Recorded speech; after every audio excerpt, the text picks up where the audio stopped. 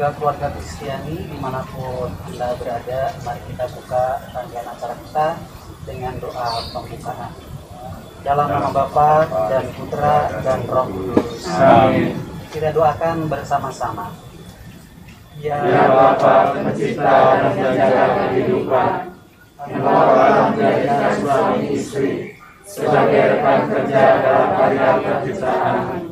Dengan pengarahan mereka, kami anak-anakmu bisa hadir, tumbuh dan berkembang, menjadi berkat bagi keluarga, gereja dan masyarakat. Ya Bapa yang Maha Baik, hadirlah selalu dalam berkat untuk kami hari dan keluarga. Berikanlah cinta dan kesetiaan semua pasangan suami istri. Anugerahkanlah keturunan kepada mereka yang sangat membanggakannya. Ketuklah hati keluarga muda untuk selalu terbuka pada kehadiran anak-anak. Tabahkanlah hati orang tua yang engkau panggil untuk mendidik dan menumbuhkan anak-anak berkebutuhan khusus. Ya Bapa, kami tahu bahwa Engkau sangat mencintai anak-anak. Bimbinglah putra-putrimu pada masa tumbuh kembang mereka, dan jadikanlah mereka kelak anak-anak yang bisa dibanggakan oleh keluarga, gereja, dan masyarakat. Semua doa ini kami panjatkan kepada-Mu ya Bapa, dengan nama Yesus Kristus terlalu yang selalu menerima dan memberkati anak-anak. Dia yang hidup dan berkuasa sepanjang segala masa. Amin. Dalam nama Bapa dan Putra dan Roh Kudus. Amin.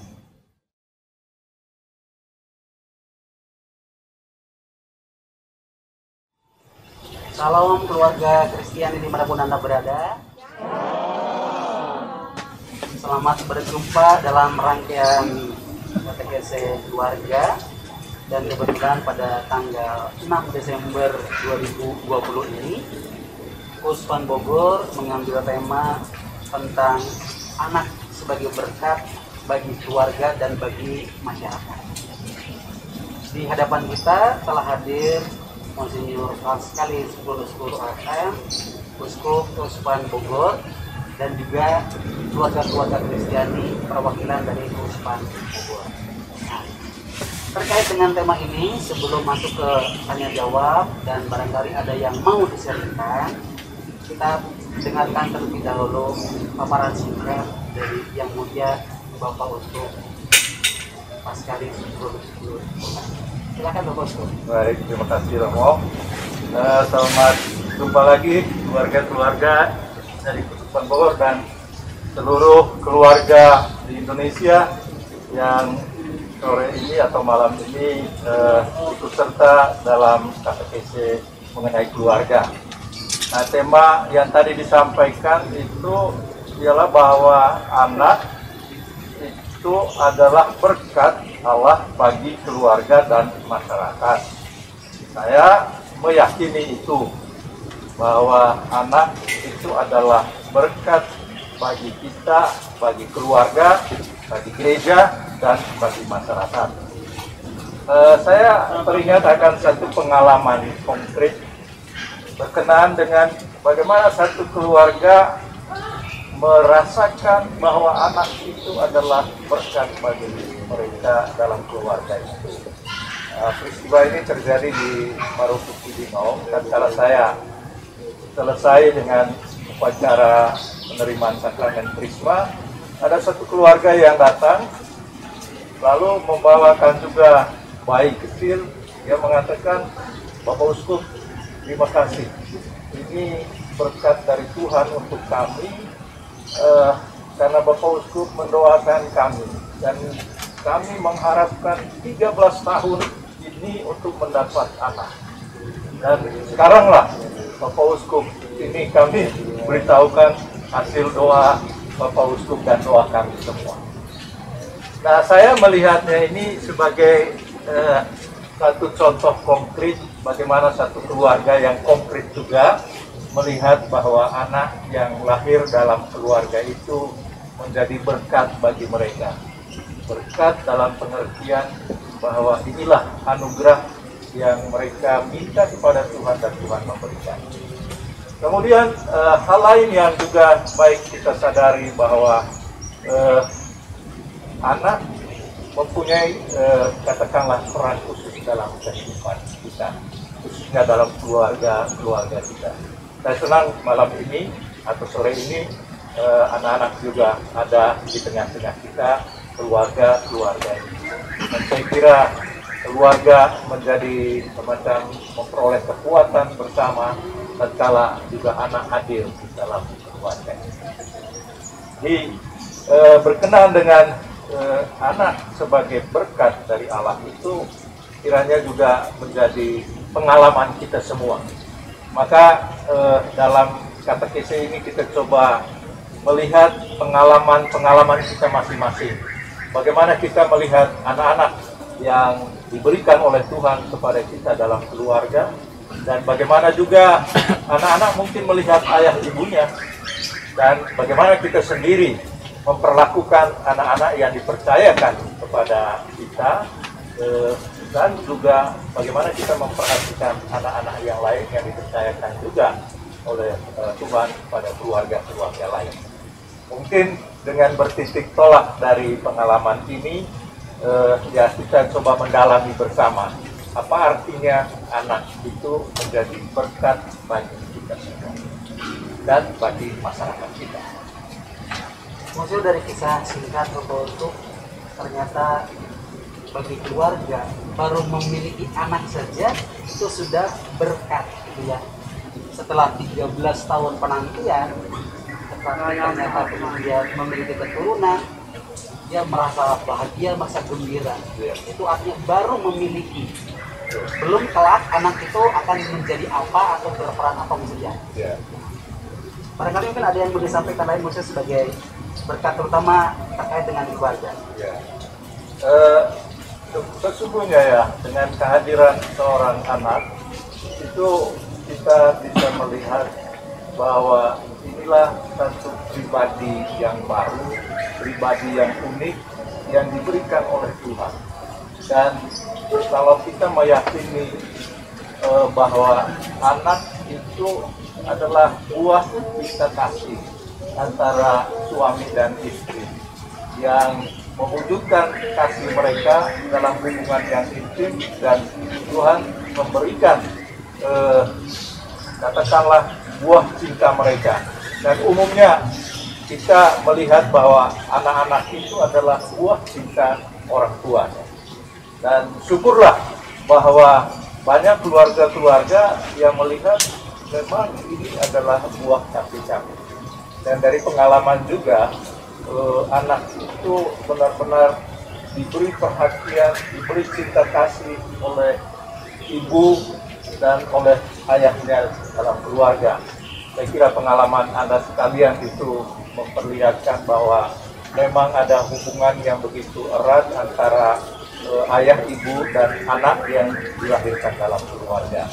Jadi sebenarnya mereka sebagai satu pribadi yang unik justru memberikan suatu sumbangan tertentu dalam hidup antara suami dan istri atau dalam keluarga itu.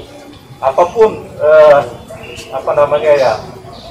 keadaan anak itu, tapi kita melihat sebagai satu pribadi yang diberikan oleh Tuhan, dan itu menjadi teman seperjalanan bagi orang tua. Jadi saya melihatnya unsur berkat juga terlihat dalam artian bahwa anak itu menjadi ya teman perjalanan ayah ibunya, bahkan juga menjadi sumber kegembiraan bagi orang tua. Kemudian anak dengan kepribadiannya ya membawa sesuatu yang mungkin antara suami dan istri itu tidak miliki, tetapi ada kekasan dari anak itu yang membuat ayah ibunya merasa, oh inilah berkat dari Tuhan bagi kami melalui anak yang hadir di dalam keluarga. Jika kemudian dikatakan anak adalah buah cinta dari suami dan istri, bisakah dikatakan semakin banyak anak berarti cinta suami istri itu semakin berbuah? Ya, saya kira ya, karena prinsip dasarnya kan tadi bahwa anak itu merupakan buah cinta suami dan ayah dan ibu. Maka seberapa banyak pun anak yang dilahirkan dalam keluarga itu juga sudah menjadi berkat. Nah, kalau prinsip dasarnya kita melihat seorang anak itu menjadi berkat, maka ya semakin banyak anak juga ya semakin membawa berkat yang lebih besar, lebih banyak. Karena apa? Karena kita bisa melihat bahwa anak itu berbeda karakternya satu sama lain.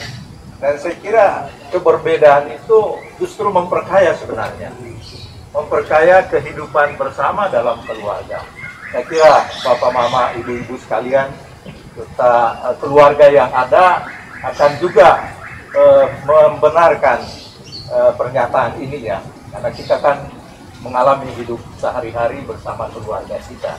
Memang saya akui bahwa karakter anak yang berbeda-beda itu kadang-kadang menimbulkan kesulitan. Itu hal yang nyata.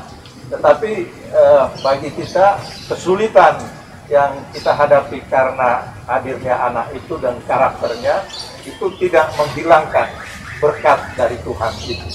Dan justru sebenarnya dalam menghadapi kesulitan yang ditampilkan oleh karakter anak misalnya, justru di situ mungkin ada ujiannya bagi kita, ujian kesabaran, ujian mencintai sungguh-sungguh buah cinta yang diberikan oleh Tuhan kepada kita.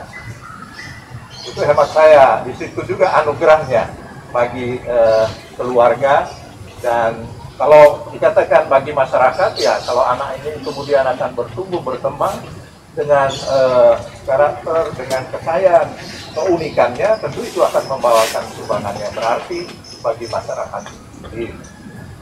Begitu. Jadi pertama, kepemilikan sendiri sudah jadi berkat.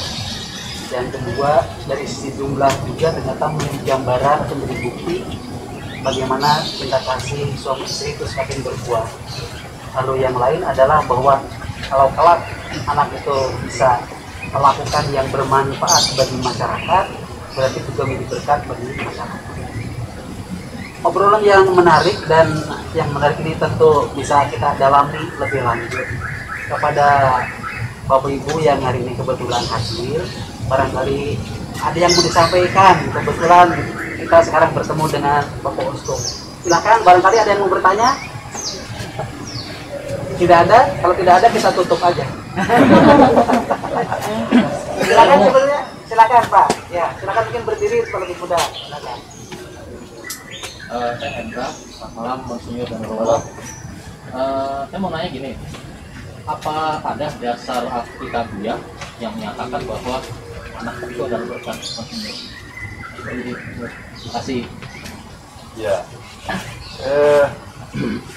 saya kira amat banyak dalam kitab suci ya, yang menuturkan kepada kita bagaimana anak itu berperan dalam keluarga. Seperti saya kira dalam kitab Perjanjian Lama banyak sekali tokoh-tokoh yang ditampilkan di sana, seperti tokoh Abraham dengan anaknya yang Ishak, kemudian tokoh yang lainnya ya, tokoh-tokoh misalnya tokoh Tobit dengan anaknya Tobia, yang kemudian juga Tobia ini menolong ayahnya sehingga dia dituntun oleh malaikat Rafael dalam cerita Tobit itu menyembuhkan mata ayahnya. Kemudian dalam kisah-kisah bangsa Israel, mereka melukiskan misalnya pada waktu berangkat dari Mesir, pada saat pembebasan di sana, keluarga-keluarga berkumpul, dan di situ bersama ayah, ibu, dan anak-anak itu ayah menceritakan tentang sejarah keselamatan mereka, dan anak-anak ini kemudian akan meneruskan juga pengalaman keselamatan di hadapan, pengalaman keselamatan mereka bersama dengan Tuhan. Jadi sebenarnya dasar Alkitabiah itu amat banyak kita temukan bagaimana anak itu memang membawa berkat bagi orang tua, bagi masyarakat. Dalam Injil juga banyak kali Yesus memperlihatkan perhatian kita pada anak-anak ini. Bahkan dia memberikan petunjuk kalau kita mau menjadi orang yang pantas masuk surga, kita harus belajar dari anak-anak. Dan dia tampilkan pada saat dia mengajarkan tentang bagaimana orang yang pantas masuk surga, ya ikutilah teladan anak kecil. Dan sebenarnya keteladanan yang diperlihatkan oleh anak ialah ketulusan mereka, ketergantungan mereka yang begitu besar kepada orang tua dalam hal ini, dan kemudian dikaitkan dengan bagaimana mereka menyerahkan diri kepada Tuhan. Jadi Yesus sendiri juga beberapa kali memperlihatkan bahwa anak itu memang perlu diberkati. Tatkala rasul-rasul mau mengusir anak-anak yang dibawakan oleh orang tua mereka untuk diberkati. Tapi kemudian Yesus mengatakan, biarlah mereka datang, saya akan memberkati mereka.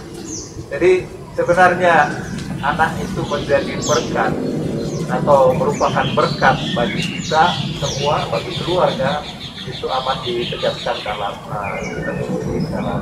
Alkitab.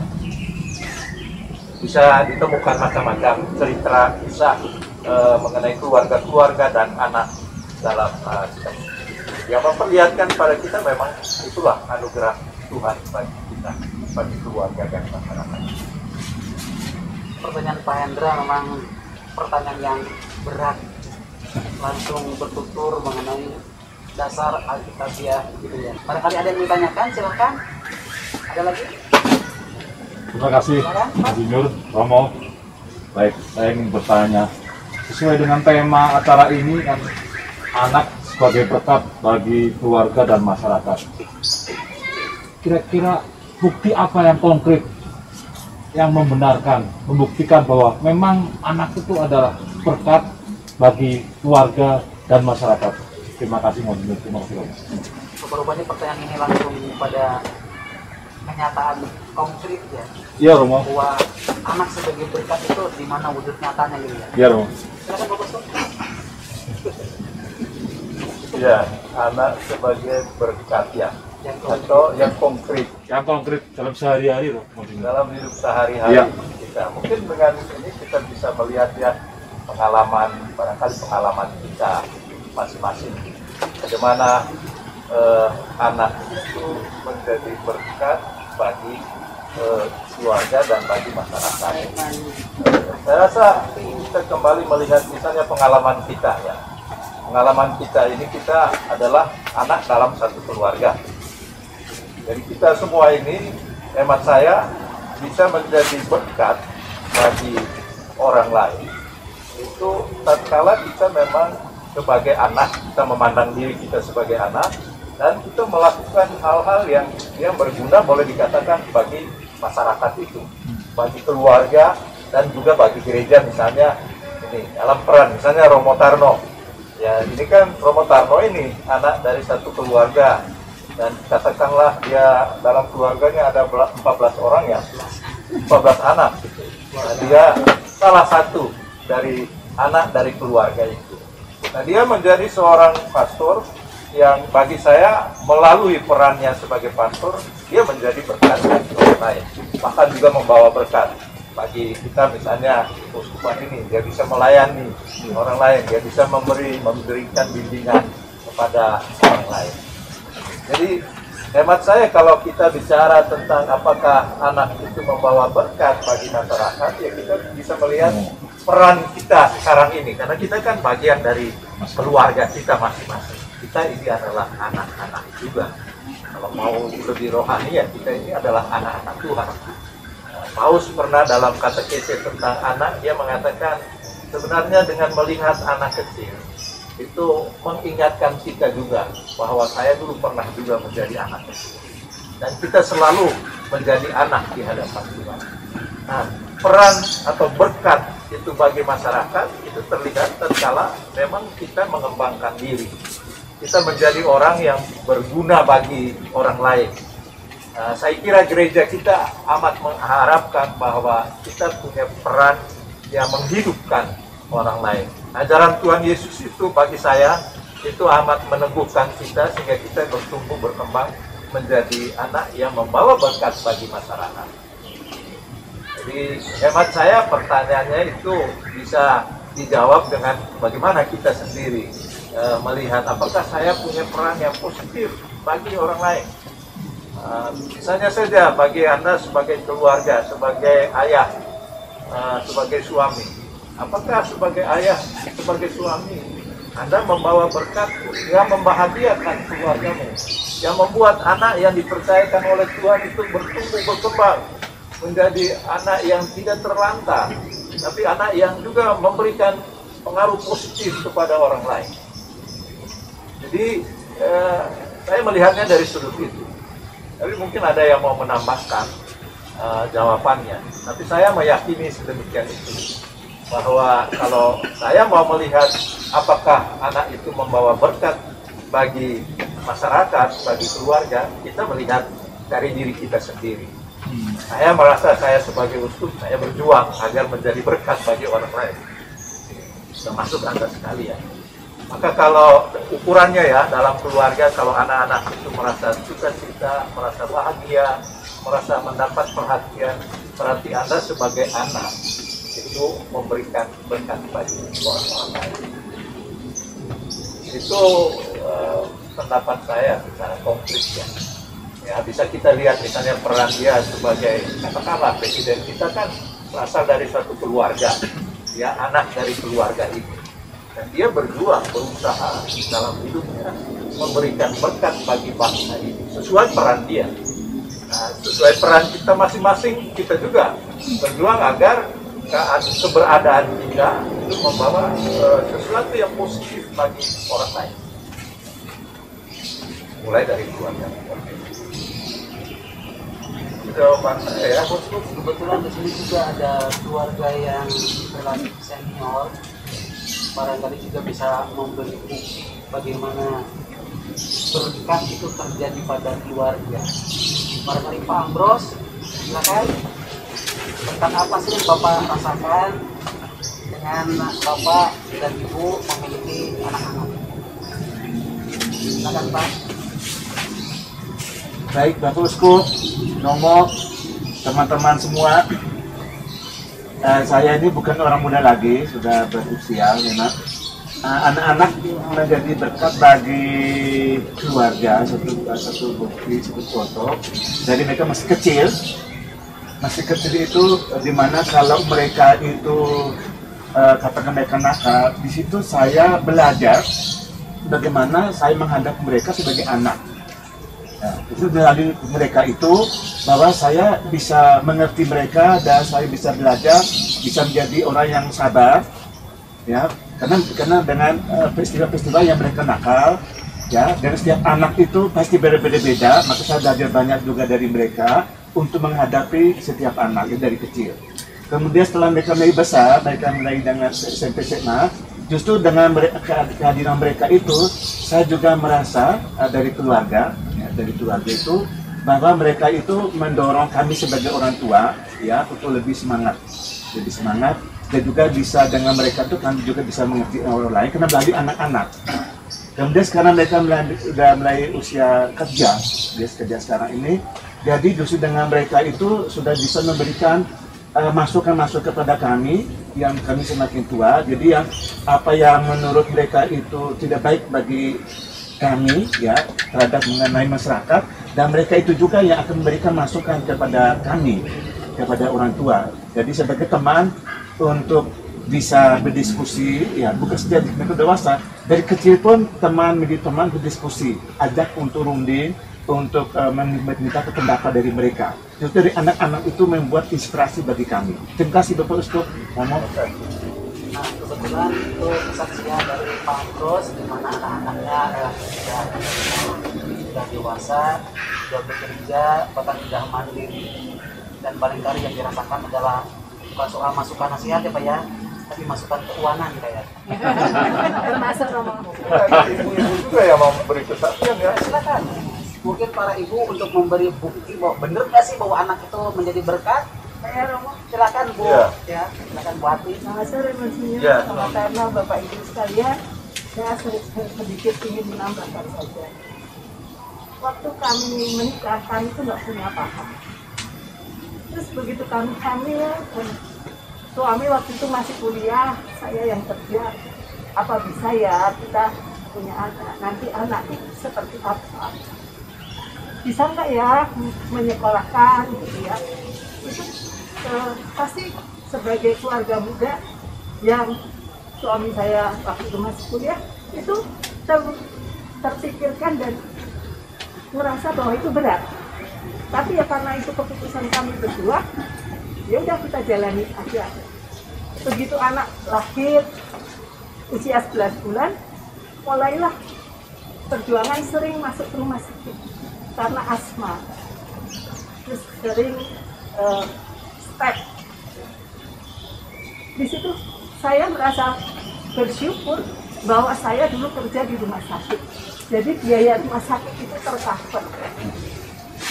Setelah itu berjalan, punya anak 2. Anak kedua kami sudah di desa, bukan di Jakarta lagi. Penghasilan jauh di bawah waktu kami ada di Jakarta. Keadaan sama, anak sering sakit. Tapi ya ternyata itu terlewati. Walaupun berat itu terlewati. Sampai dengan kembali lagi ke Jakarta. Dengan, aduh, gaji cukup enggak ya? Sekarang yang kerja cuma suami doang. Tapi kembali lagi Tuhan itu selalu menuntun. Pernah satu kali waktu kita belum ke Jakarta, anak baru 1, dengan uang yang sangat pas-pasan. Yang punya kontrakan itu datang ke rumah saya, Bu, pinjam duit dong, anak saya jatuh dari kereta.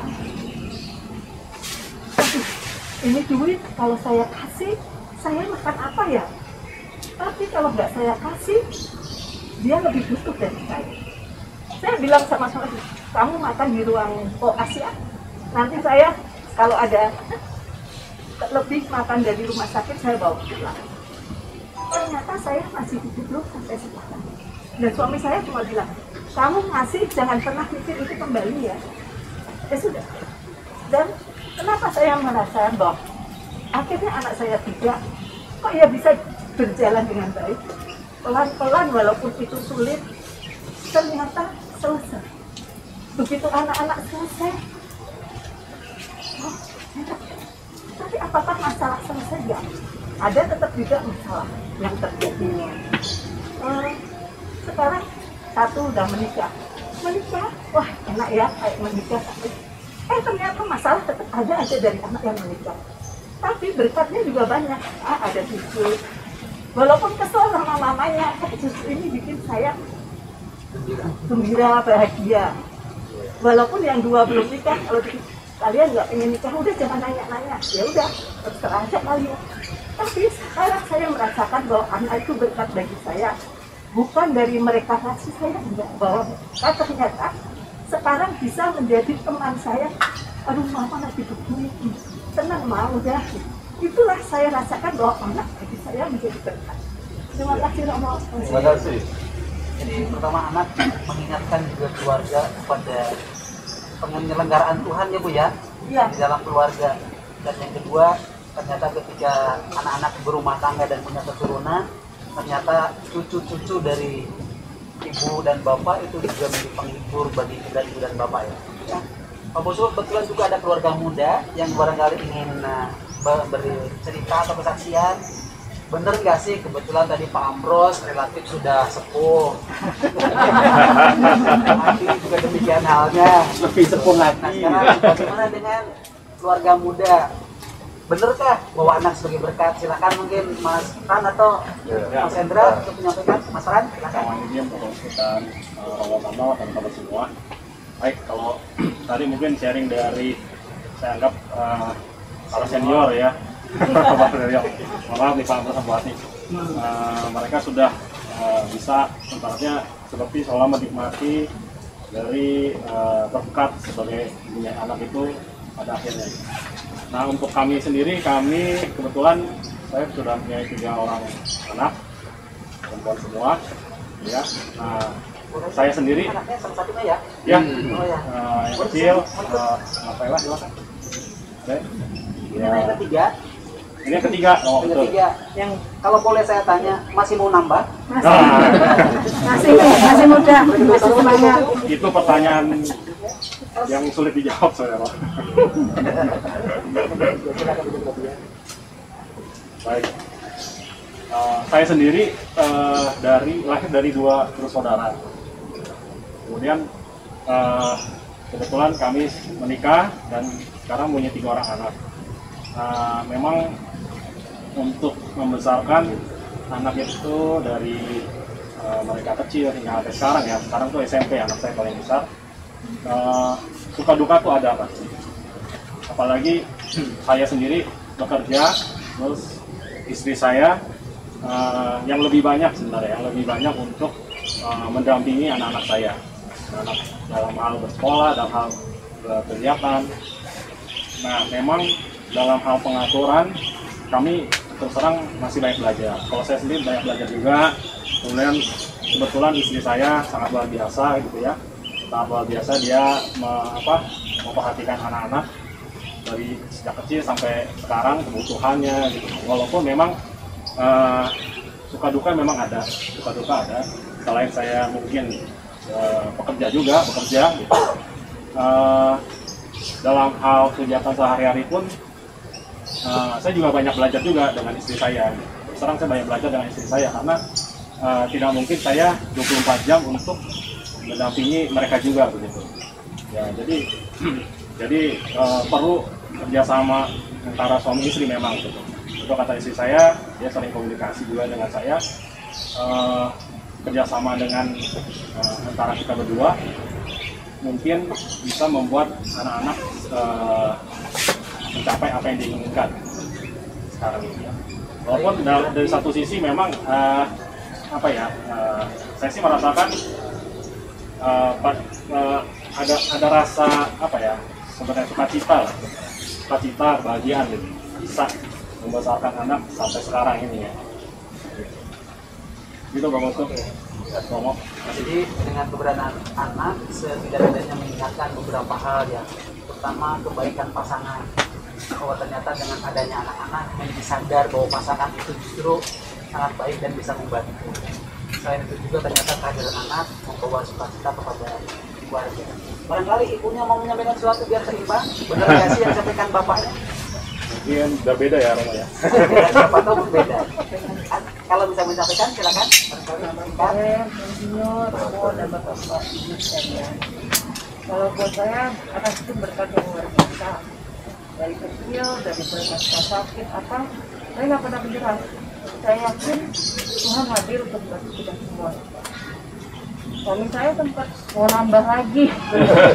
Waduh, saya bilang. Saya terus terang, saya bilang gini aja deh, kita udah punya 3 anak. Kita fokuskan dengan 3 anak ini. Kita penuhi cinta kita buat mereka. Yang penting kita besarkan mereka baik-baik. Karena buat saya anak itu anugerah, bukan hadiah gitu. Jadi buat saya apa yang sudah dititipkan Tuhan kita harus berikan yang maksimal untuk mereka. Dan kita pun harus kompak dan kerjasama gimana cara membesarkan mereka supaya lebih baik. Itu aja sih. Tujuan saya sederhana aja, itu aja. Itu Romo.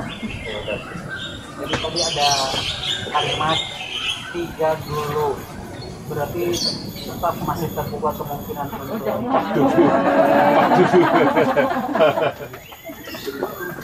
itu tadi untuk memberi gambaran sebagai bukti bahwa anak lebih dekat hubungan dengan pertanyaan yang tadi di belakang. Barangkali ada pertanyaan lain yang mungkin dari angle yang lihat atau dari sisi yang lain, silakan. Ada? Ibu silakan. Silakan. Saya cari Monsinyur, kamu tadi dengan keluarga-keluarga yang punya anak. Bagaimana dengan keluarga yang tidak memiliki anak, Monsinyur? Seperti contohnya saya dengan suami sudah 21 tahun belum atau tidak memiliki anak. Apakah kami yang contohnya pakai istri ini tidak diberkati sama Tuhan? Terus apa yang bisa kami lakukan untuk merasa kami diberkati? Begitu saja, Bapak Usko. Ya. Menurut saya sih memang tadi kan kita melihat dengan fokus pada anak ya, bahwa itu adalah berkat dari Tuhan.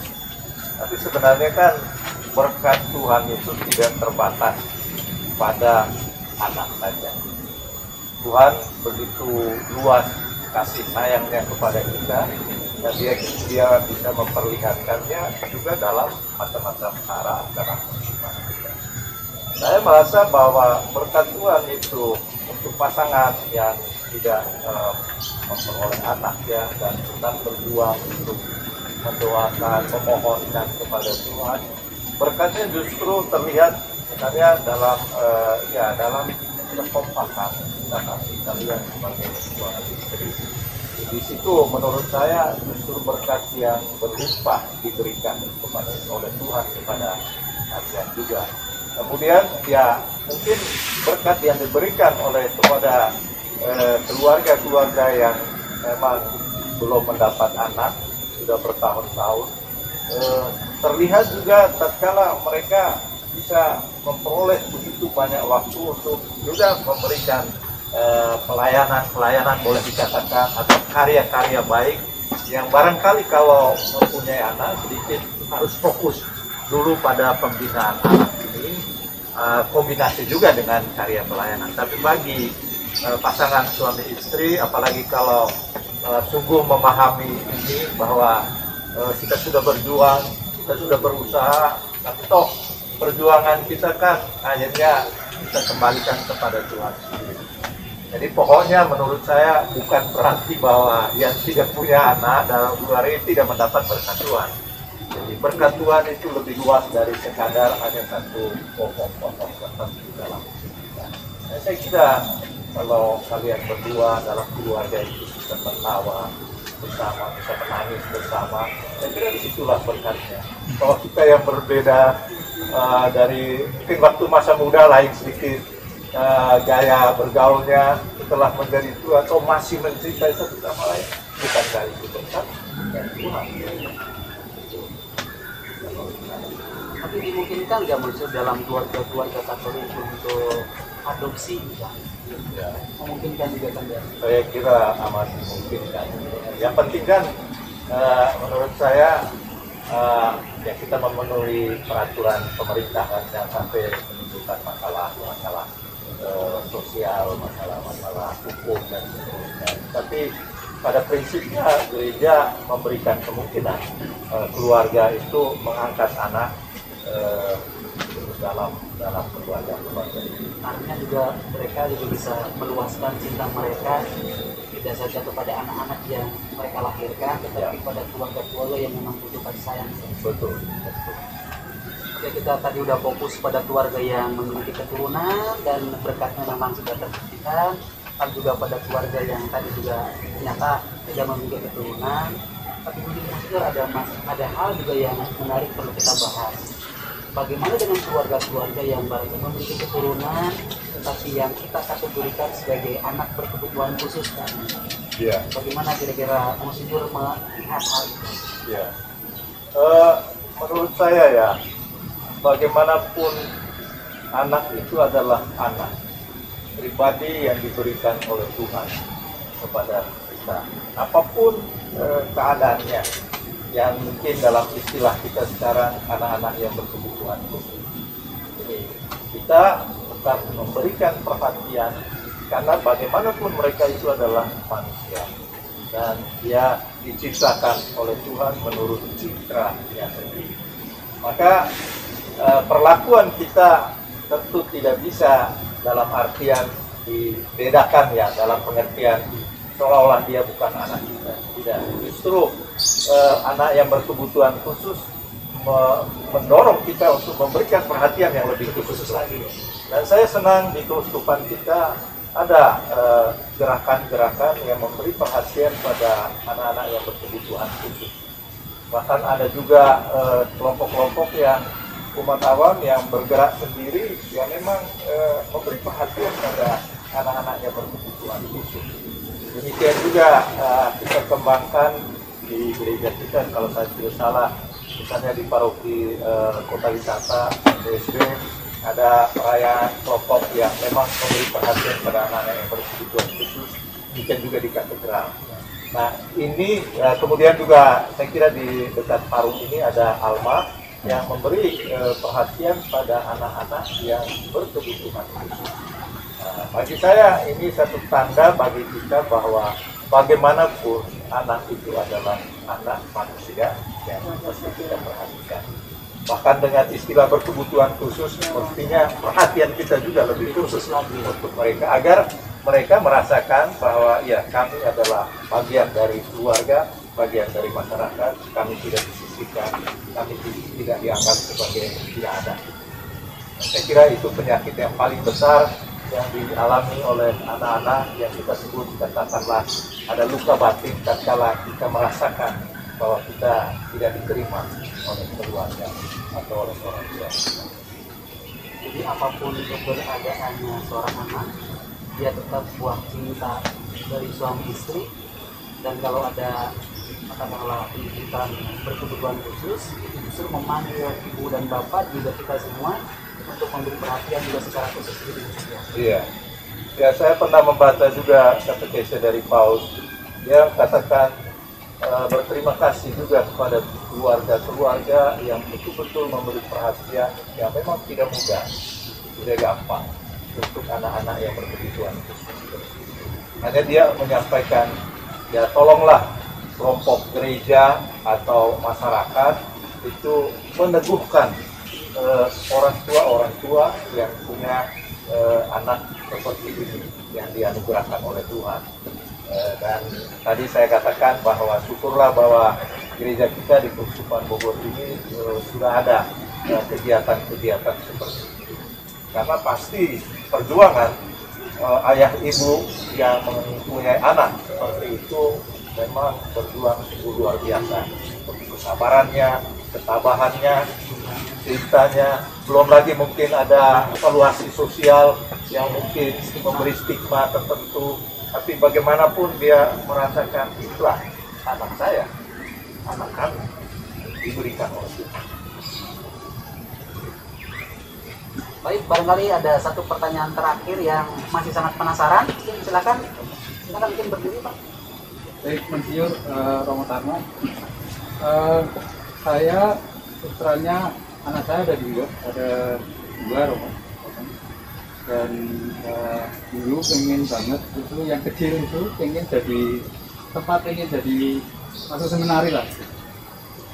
Waktu keinginan itu muncul sempat pikiran macam-macam. Kenapa anak saya pengen, ya bukan anak tetangga aja misalnya. Saya terserah waktu itu bingung karena si anak saya itu sampai benar-benar pengen masuk ke seminari Mertoyuda. Singkat kata sih akhirnya ketemu sama Romo Heru, diminta coba masuk ke Kanisius dulu dan akhirnya diterima. Lalu di Kanisius kemudian dia bisa lulus kemarin. Keinginan itu rada-rada mungkin mungkin karena bergaul dengan anak Ursula jadinya punya bayangan yang lain. Pertanyaannya sebenarnya satu tentang itu Monsinyur. Jadi bagaimana sebenarnya saya sekarang kalau dia masuk seminari atau apa, saya sih oke aja juga karena dia itu sudah putusan sih. Tapi yang jadi perhatian saya itu Romo Tarno Monsinyur adalah situasi yang ada di belahan dunia lain itu. Kalau kita perhatikan atau apalagi ziarah ke Eropa misalkan, itu kan banyak gereja yang kosong, bahkan ada yang disewakan jadi tempat beragama ibadah yang lain dan lain. Nah, keprihatinan menyikapi hal semacam itu, keprihatinan seperti itu, baiknya kita seperti apa di sebabnya? Ini kan Romo termasuk juga mungkin biara-biara juga mulai kesulitan untuk mendapatkan generasi penerus, bahkan mungkin udah susteran yang akhirnya ditutup bukan karena soal biaya, tetapi karena tidak ada wanita-wanita yang belum. Gimana mungkin soal itu? Ya, sebenarnya kan ini kerjasama yang baik sekali ya antara keluarga dengan kaum klerus dalam hal ini ya. Kita harus menyadari bahwa klerus yang misalnya menjadi imam atau biarawan, suster, biarawati itu asalnya dari mana? Ya, dari keluarga. Kalau keluarga itu membatasi diri, bahkan di Eropa itu banyak yang tidak mau lagi mempunyai anak, ya otomatis tidak ada lagi yang mensuplai ini nanti ke biara-biara atau yang menjadi imam. Sehingga menurut saya mungkin kita kembali ke apa yang Tuhan nyatakan kepada keluarga-keluarga, agar misalnya tujuan dari pernikahan kita juga gereja mengajarkan agar terbuka kepada prokreasi ya. terbuka kepada lahirnya anak dalam keluarga. Dan itu punya rentetannya juga untuk model kehidupan yang lain. Dalam hal ini tadi menjadi imam atau menjadi biarawati seperti pengalaman di Eropa. Sehingga menurut saya kalau kita mau supaya gereja kita di Indonesia atau belahan lain dari dunia ini tetap eksis dan tetap bertumbuh berkembang, ya panggilan keluarga ini mesti kita hayati sungguh-sungguh, khususnya kalian yang mengambil pilihan untuk hidup berkeluarga. Ikutilah apa yang disampaikan oleh Tuhan sendiri. Jangan sampai kita menentukan sendiri itu bahwa saya tidak bisa membiayai anak saya, maka saya tidak perlu anak. Ini kan gaya hidup atau gaya berpikir yang seolah-olah seluruh hidup ini ditentukan oleh saya. Padahal kita dari pengalaman tadi kan bahwa ya ada penyelenggaraan ilahi yang di luar kemampuan kita, di luar pengalaman kita yang bisa terjadi, dan itu juga membawa suatu keselamatan bagi orang lain, bagi bangsa dan bagi gereja kita. Jadi saya berharap bahwa keluarga-keluarga tidak usah ragu-ragu, khususnya keluarga muda, tidak usah ragu-ragu akan punya anak. Itu banyak juga tidak apa-apa, asal kita yakin bahwa Tuhan itu akan menyelenggarakan dengan caranya. Mungkin di luar kalkulasi ekonomi kita atau kalkulasi politik kita. Iya, yang penting saya kira kita yang mengenal Kristus dan mengikuti ajarannya, ya mari kita ikuti apa yang dikatakan oleh Tuhan berkenaan dengan hidup keluarga. Itu menurut saya yang perhatikan oleh kita.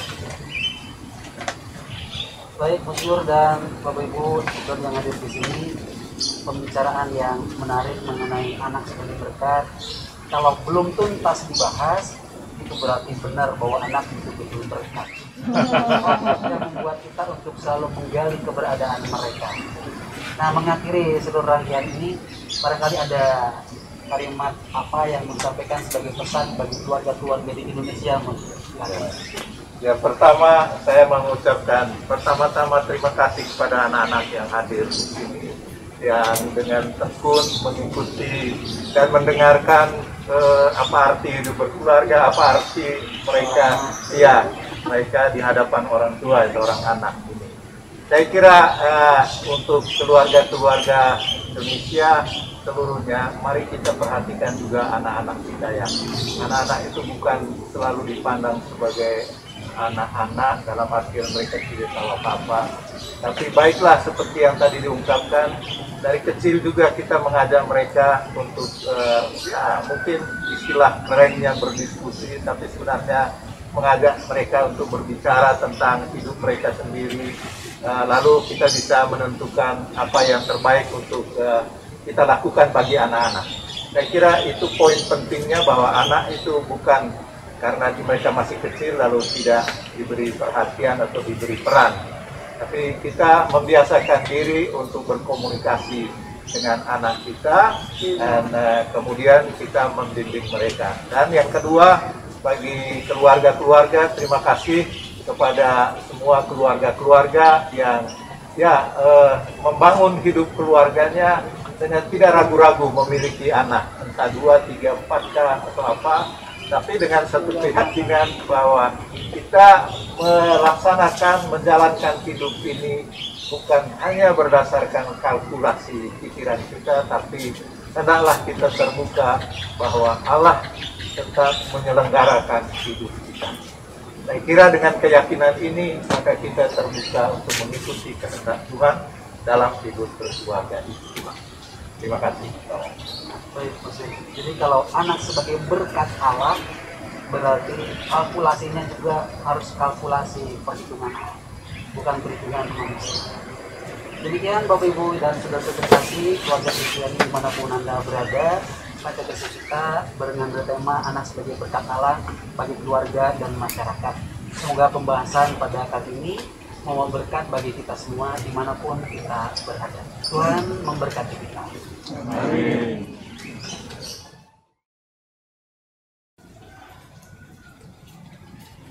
Yesus, Maria dan Yusuf di dalam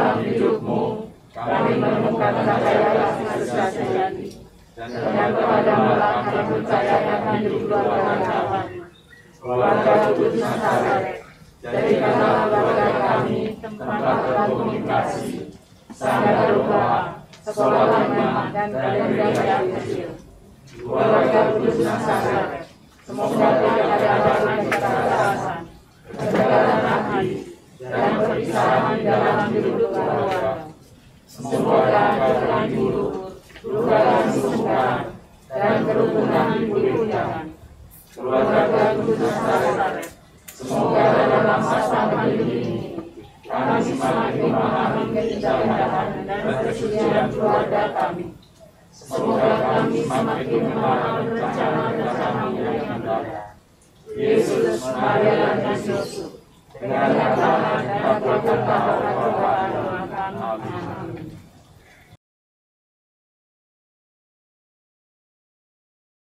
Tuhan sertamu Dan sertamu juga. Ya Bapa, semoga Engkau memberkati keluarga-keluarga, ayah, ibu, suami, istri, dan anak-anak di seluruh Indonesia yang pada malam hari ini mengikuti acara doa bersama ini.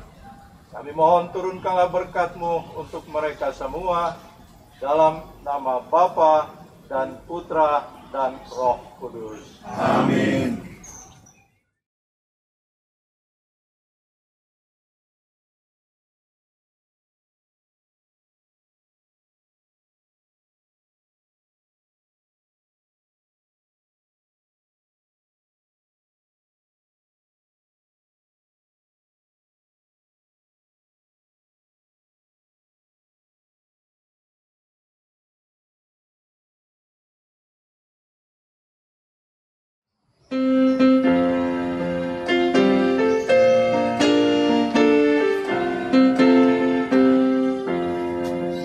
Santo Yusuf yang menjaga keluarga Nazaret, kau menjaga Bunda Kudus, juga Yesus menemu.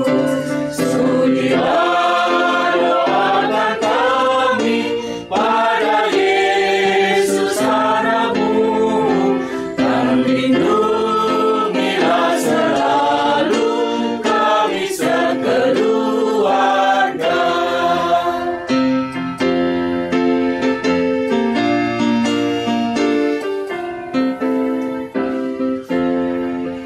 Di tengah mara bahaya, beri kami harapan, kuatkanlah iman kami, agar jangan tersesat. Bapa Yusuf, antarkan